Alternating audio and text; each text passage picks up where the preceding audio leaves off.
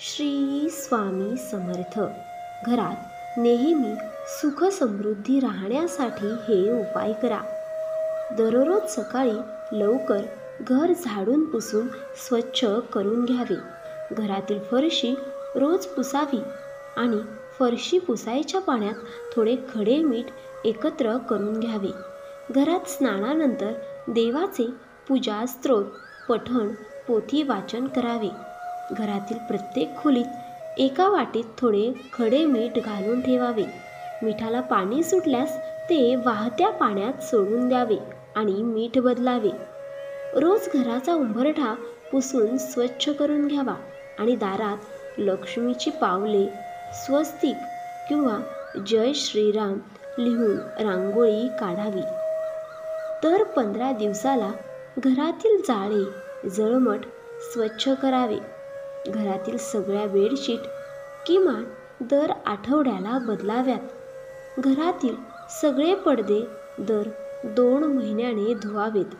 दरवाजाला लावलेल्या सुकलेल्या निर्माल्य केर कचरा योग्य वेळी काढून टाकणे.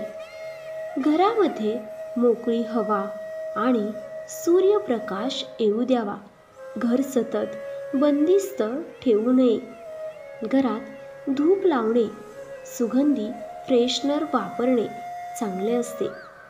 दिवे लागणीला घरातील सर्व दारे आणि खिडक्या उघड्या ठेवाव्यात आणि मोठ्या आवाजात हनुमान चालीसा लावावी.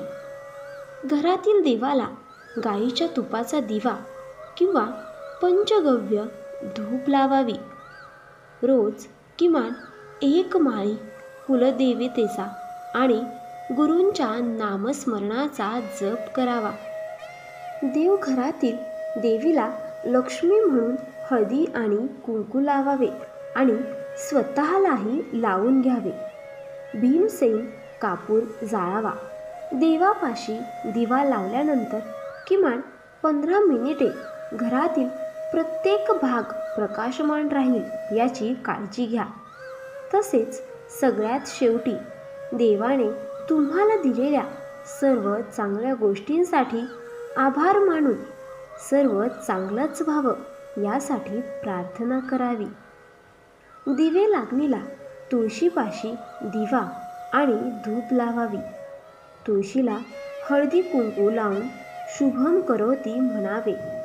तसेच आपल्या घराला आणि घरातील व्यक्तींना सुखरूप ठेवण्यासाठी प्रार्थना करावी. दिवे लागण्याची वेळ असताना संध्याकाळी कोणीही झोपू नये. घरात झोपणे, भांडणे, नकारात्मक बोलणे, अपशब्द बोलणे किंवा टीव्हीवर नकारात्मक गोष्टी बघणे टाळावे. त्यामुळे आपल्या घरातील नकारात्मक शक्ती निघून जाते. घरामध्ये कुठेही कचरा, धूळ राहू देऊ नये.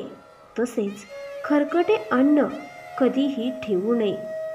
रात्रीच्या वेळी खरकटे भांड्यांचे खरकटे घराबाहेर ठेवावे, घरात ठेवू नये.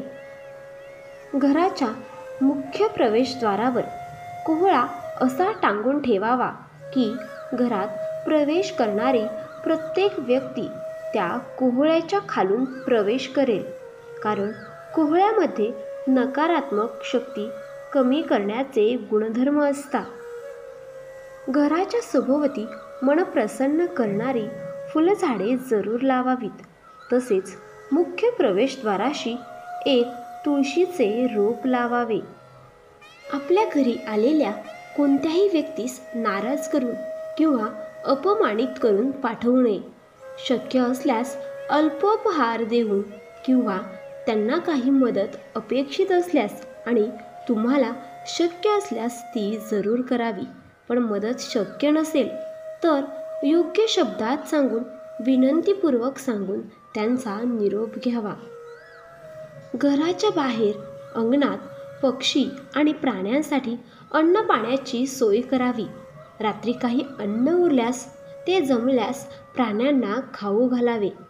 दर महिन्याला पगार जमा झाल्यानंतर किंवा एखादी रक्कम मिळाल्यानंतर ती आधी देवासमोर ठेवून हळदी कुंकू व्हावे. त्यातील 100 रुपये देवाजवळ एका डब्यात जमा करावी. 6 महिन्यांनी या रकमेचे गरिबांना अन्नदान करावे. दर महिन्याला जमा झालेला पगार घरी आणताना घरातील सर्व व्यक्तींना आवडेल असे काही जरूर घेऊन यावे. उदाहरणार्थ मिठाई. घरातील सर्व सदस्य आनंदी राहतील याची काळजीही घ्यावी. घर हे नेहमी धान्यांनी भरलेले असावे. घरामध्ये लागणारी वस्तू, किराणा, धान्य ही किमान 7 दिवसांचे, 15 दिवसाचे किंवा 1 महिन्याचे भरून ठेवावे. आज आणायचे, आज बनवायचे आणि आजच खायचे असे कधीही करू नये. घरामध्ये तुटलेले फर्निचर, चपला, बंद पडलेली घड्याळ, भंग पावलेल्या मूर्ती, रद्दी सामान ठेवू नये. घराचे प्रवेशद्वार नेहमी मोकळे आणि स्वच्छ ठेवावे. घरामध्ये कुठेही पसारा किंवा अडगळ वस्तू ठेवू नये. अगदी कोणीही कधीही अचानक पाहुणे जरी आले तरी तारांबळ उडू नये असे असावे.